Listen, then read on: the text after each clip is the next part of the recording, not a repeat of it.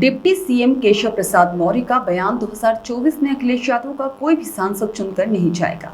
सपा की सरकार के दौरान अखिलेश यादव ने दलितों के दमन करने का काम किया है। डिप्टी सीएम केशव प्रसाद मौर्य ने कांग्रेस पार्टी पर निशाना साधा। कहा कि जो पार्टी पटना में रैली करने जा रही है 2024 में उसका एक भी सांसद चुनकर नहीं आएगा। सांप नाथ नाथ जालियानाथ सब एक साथ हो गए थे। तब 2019 के अंदर पूर्ण बहुमत के साथ हम सरकार में आए और प्रधानमंत्री ने देश के 4 करोड़ गरीबों को आवास दिया, 80 करोड़ लोगों को राशन दिया गया, 50 करोड़ से अधिक लोगों का प्रधानमंत्री जनधन खाता खोला गया। साथ ही प्रधानमंत्री किसान सम्मान निधि भी केंद्र सरकार के द्वारा किसानों को दी गई। हर घर में नल से जल की व्यवस्था देश के प्रधानमंत्री ने देशवासियों को दी। 2024 में बीजेपी उत्तर प्रदेश में 80 की 80 लोकसभा सीटें जीतने जा रही है। विरोधी कह रहे हैं कि हम महागठबंधन बनाएंगे। विरोधी कह रहे हैं कि हम महागठबंधन बनाएंगे। 2024 के लिए नया नारा है, 100 में से 75% हमारा है, बाकी 25% में सभी का बंटवारा है। 2024 में रायबरेली में भी कमल खिलेगा और उत्तर प्रदेश कांग्रेस मुक्त हो जाएगी। अखिलेश यादव से आजमगढ़ की सीट भी हम लोगों ने छीन ली है और उनके चाचा आजम खान से भी रामपुर की सीट हम लोगों ने छीन ली। डिप्टी सीएम भारी बारिश के दौरान भी जनसभा को संबोधित करने आए और इसके बाद में उनका काफिला हेलीपैड के लिए निकला। यहाँ पर स्कॉट गाड़ी गड्ढे में फंस गई। यहाँ पर स्कॉट गाड़ी के गड्ढे में फंस जाने से पुलिस विभाग में हड़कंप मच गया। आनंद फानन में पुलिस विभाग द्वारा गाड़ी निकालने में लगे रहे। डिप्टी सीएम स्कॉट गाड़ी छोड़ हेलीपैड पुलिस लाइन के लिए रवाना हो गए। तूफान मिले चाहे जितना व्यवधान मिले, कोई हमें कमल खिलाने से और मोदी जी को 2024 में फिर से प्रधानमंत्री बनाने से नहीं रोक सकता है। ये आज दिखाई दे रहा है। मेरा स्वागत कर रहे थे, मैंने कहा आज मेरा मत करो, आज इस जल सैलाब का स्वागत करो जो मेरे सामने बाईं और पूरा जिधर दाएं बाएं भीग रहे हैं और चाहे भीगने से बच रहे हैं लेकिन कोई कष्ट से मस नहीं हो रहा है। मैं आप सबको बहुत प्रणाम करता हूं, बहुत अभिनंदन करता हूं।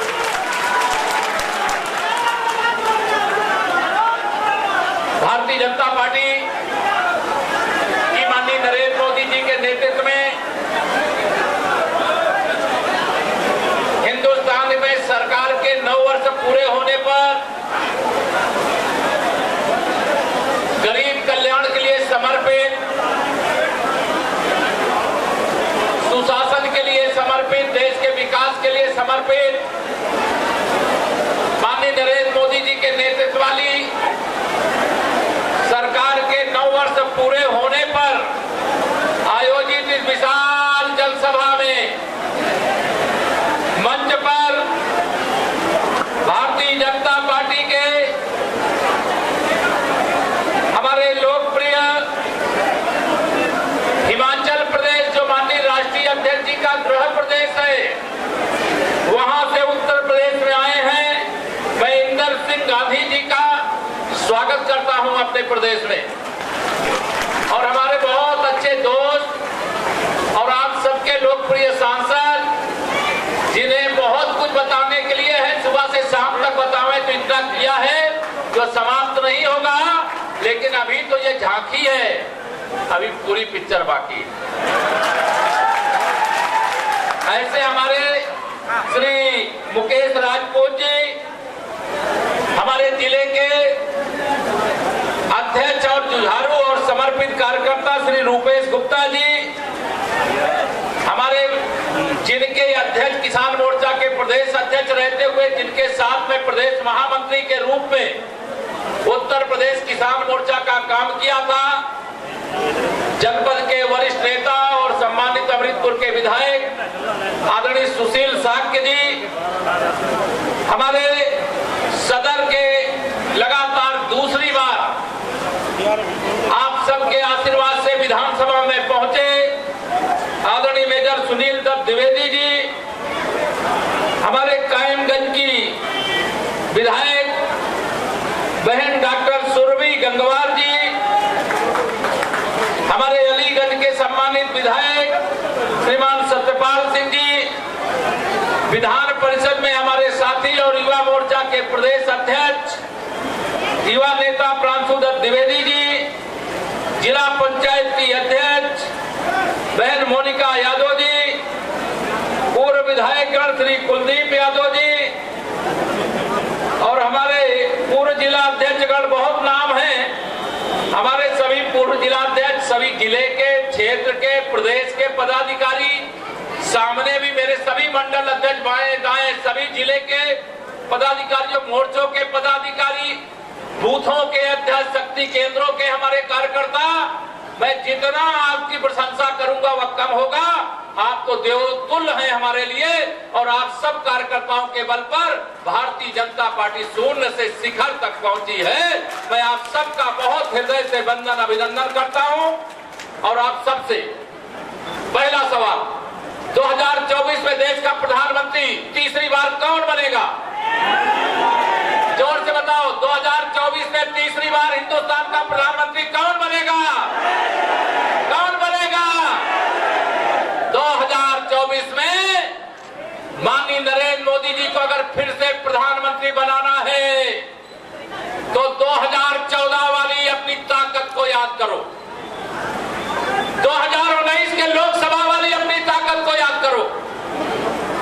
2014 में यूपी में समाजवादी पार्टी की साइकिल जनता को रोकने का काम कर रही थी, गुंडागर्दी अपराध करने का काम कर रही थी, आपको वोट देने से रोकने के लिए कोई कमी बकाया नहीं रखी थी, लेकिन आपने अपनी ताकत दिखाया, संगठन की ताकत दिखाया और माननीय नरेंद्र मोदी जी को प्रधानमंत्री बनाने के लिए 80 में से 73 सांसद जिताने का काम किया। आप सबको बधाई देता हूं। अगर आपने सपाइयों से लड़ाई नहीं लड़ी होती तो हिंदुस्तान का नेतृत्व मेरे माननीय मोदी जी के हाथों में नहीं आया होता, लेकिन आपने विपरीत परिस्थिति में कमल खिलाया था। 2019 का लोकसभा चुनाव हुआ, उस समय तो प्रदेश में हमारी सरकार बन गई थी, देश में हमारी सरकार थी, लेकिन सपा बसपा कांग्रेस का गठबंधन हो गया। उन लोगों ने सोचा कि हम भारत के प्रधानमंत्री जो गरीबों के, किसानों के, नौजवानों के मसीहा हैं, महिला सशक्तिकरण के लिए समर्पित है, देश की रक्षा और सुरक्षा के लिए 18 घंटे पसीना बहाते, खून सुखाते हैं और देश का नाम दुनिया में ऊंचा करने का काम करते हैं। ऐसे माननीय नरेंद्र मोदी जी को आप सब लोगों ने सारे गठबंधन को चोट पहुंचा करके कमल के फूल को वोट दे करके 51% वोट मिला था यूपी के हिसाब से, और हम 64 सांसद अब 66 हो गए। अब अखिलेश यादव जी से आजमगढ़ की सीट भारतीय जनता पार्टी ने छीन लिया, वहां दिनेश लाल यादव निरहुआ भाजपा के सांसद बने हैं और उनके चच्चा मोहम्मद आजम खां की रामपुर सीट भी हम लोगों ने छीन लिया, वहां घनश्याम लोधी जी कमल खिला करके देश की संसद में पहुंच चुके हैं। अब हमारे कितने सांसद हैं? 66। और आपको और हनुमान जी की तरह जो आपकी ताकत है उसको याद दिलाता हूं। 2017 में सपा की सरकार थी यूपी में और आप सबने इन सपा के गुंडों से लड़ करके 325 विधायक यूपी में जिताए थे। कितने? 2017 में 325 जिताए थे। बधाई देता हूं आपको।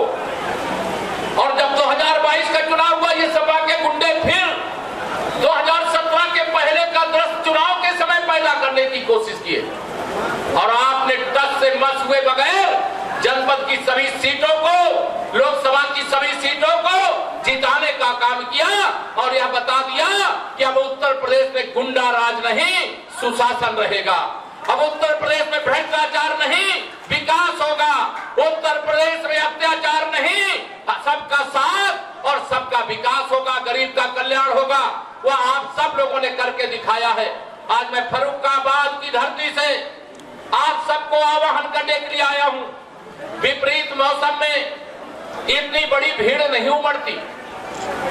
अभी इटावा में भी इसी प्रकार का जन सैलाब था, सुबह में उरई गया, वहां पर भी इसी प्रकार का जन सैलाब था। आज प्रदेश में भारतीय जनता पार्टी की 10 जनसभाएं लोकसभा क्षेत्रों की हो रही हैं और चारों तरफ जन सैलाब उमड़ा है, जो इस बात का संदेश है कि हमने 2014 में 73 और 2019 में 64, लेकिन 2024 में 80 की 80 लोकसभा सीटें जीतना चाहते हैं। तैयार हो? दोनों हाथ रख दो, तैयार हो? 2024 में 80 की 80, दोनों हाथ उठा बताओ, ये पत्रकार लोग आपकी तरफ कैमरा कर दिए, कौन कौन तैयार है? दोनों हाथ उठा करके बता दीजिए। मेरे भाई बहनों, आप सब पर भरोसा भी है, मुझे भी है। ये विरोधी जो हैं कह रहे हैं हम महागठबंधन बनाएंगे। हमने कहा जितना बड़ा बना सकते हो उतना बड़ा बना लो, लेकिन तुम्हारे गठबंधन में दलों की गिनती तो हो सकती है, नेताओं की गिनती नहीं हो सकती है, लेकिन जब वोट की गिनती होगी तो कमल ही कमल खिला दिखाई देगा। तो उत्तर प्रदेश ही नहीं, हिंदुस्तान की 543 लोकसभा सीटों में अपनी हार की तैयारी करो। माननीय नरेंद्र मोदी जी ने 9 साल के अपने कार्यकाल में दिखा दिया कि 9 साल में अगर कोई ईमानदारी से काम करता है तो 4 करोड़ गरीबों को प्रधानमंत्री आवास दे सकता है। 4 करोड़ गरीबों को साथ में शौचालय दे सकता है। 80 करोड़ गरीबों को प्रधानमंत्री गरीब कल्याण अन्न योजना का राशन दे सकता है। 50 करोड़ से अधिक गरीबों का देश के अंदर प्रधानमंत्री जनधन का खाता खोल सकता है और 12 करोड़ किसानों को प्रधानमंत्री किसान सम्मान निधि साल में 6-6 हजार रुपया दिल्ली में डीबीटी के माध्यम से बिना भ्रष्टाचार के किसान के खाते तक पहुंचा सकता है। ये देश के प्रधानमंत्री के कारण से, आप सबके आशीर्वाद के कारण से, जो गरीब कभी अपना इलाज भी नहीं करा सकता था, आज वह परिवार 5 लाख रुपए तक का, अगर कोई घर में बीमार हो जाए, भगवान करे कोई बीमार ना हो, लेकिन बीमार हो जाए तो 5 लाख रुपए तक का इलाज कराने का आयुष्मान भारत का कार्ड आपको दिया गया है। जिन घरों में कभी अंधेरा दूर नहीं हो सकता था, मेरे प्रधानमंत्री जी ने बजट बनाया कि हम देश के खजाने से पैसा देंगे, लेकिन मेरे गरीब के घर में अब मिट्टी का तेल डाल करके डिबिया नहीं जलेगी। जैसे अमीर के घर में लपलपाती बिजली जलती है, वैसे गरीब के घर में भी रोशनी पहुंचाने का काम करेंगे। यह काम भारत के प्रधानमंत्री ने किया। हर घर तक नल से जल। अब मेरे माननीय सब जल प्रतिनिधि बैठे हैं। आप में से अनेक लोगों के मोहल्ले में जब पीने के पानी का संकट होता था तो आप कहते थे विधायक जी, सांसद जी, मेरे मोहल्ले में एक हैंडपंप लगवा दो। यह दर्द गरीब माँ बाप का बेटा, माननीय नरेंद्र मोदी जी चाय बेचने वाले का बेटा ये जानता था। दुनिया में इतना बड़ा फैसला कोई नहीं ले सकता जितना हिंदुस्तान के प्रधानमंत्री माननीय नरेंद्र मोदी जी ने लिया। उन्होंने कहा मैं जल जीवन मिशन योजना लाऊंगा और अगड़ा पिछड़ा दलित का भेद किए बगैर हर घर में पाइपलाइन से अर्थात नल से जल की व्यवस्था करने का काम करूंगा। आज पूरे देश के अंदर पीने का पानी घर घर पहुंचाने का अभियान चल रहा है कि नहीं चल रहा? यह जो काम चल रहा है जानते हो क्यों चल रहा है? ये सब जो हो रहा है